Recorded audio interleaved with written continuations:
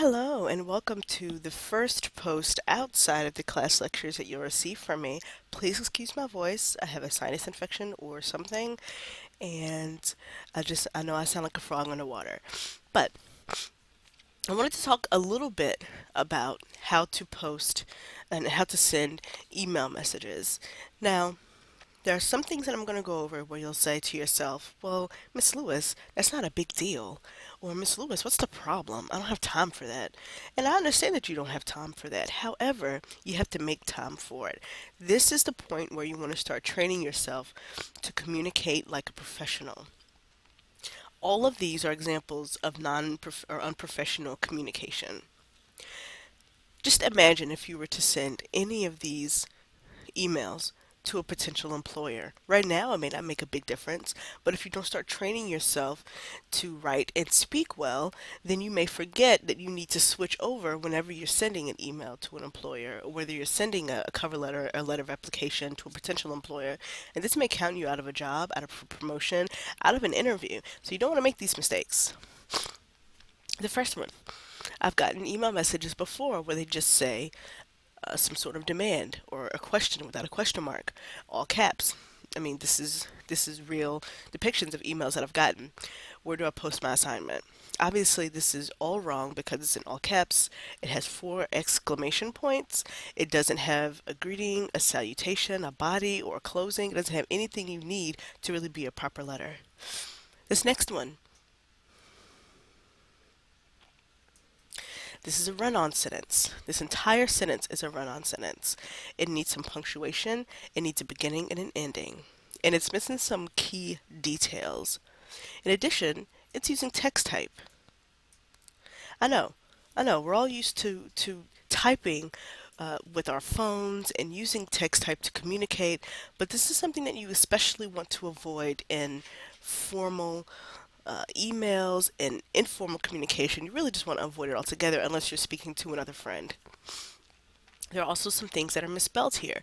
Now, an employer may say, if you don't take the time to read an email, why should I take the time to read your letter of application? Why should I assume that you're going to be a good fit for this company? And the last one. Hello, my name is Susie Student, and I'm in your Monday, Wednesday, Friday class. Will you tell me what I missed in class on Monday and what my grade and absences are for the course?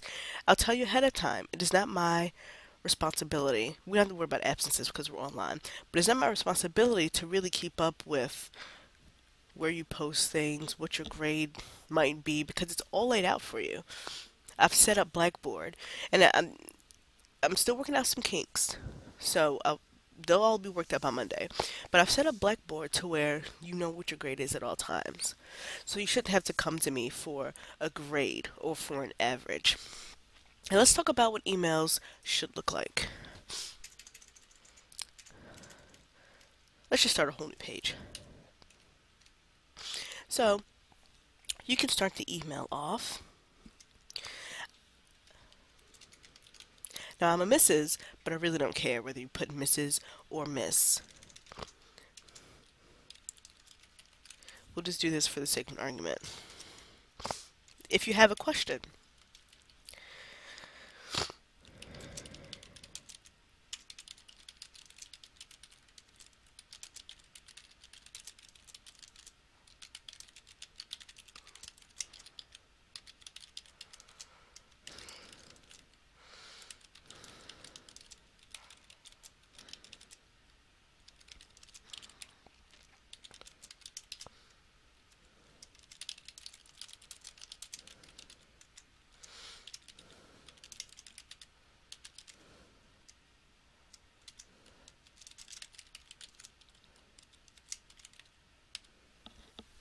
okay, you have your opening, Miss Lewis.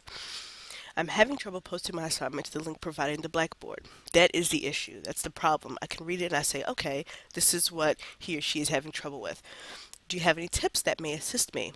Okay, I know that she's looking for tips. Thank you for your time, which is a polite closing.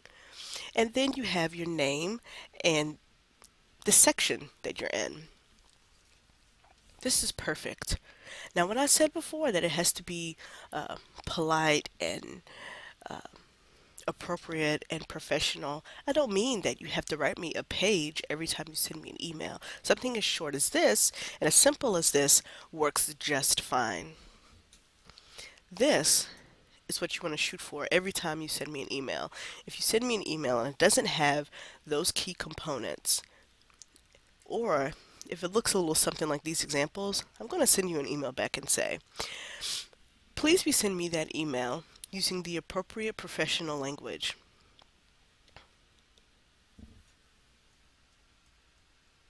Appropriate, less appropriate. Okay, that's it.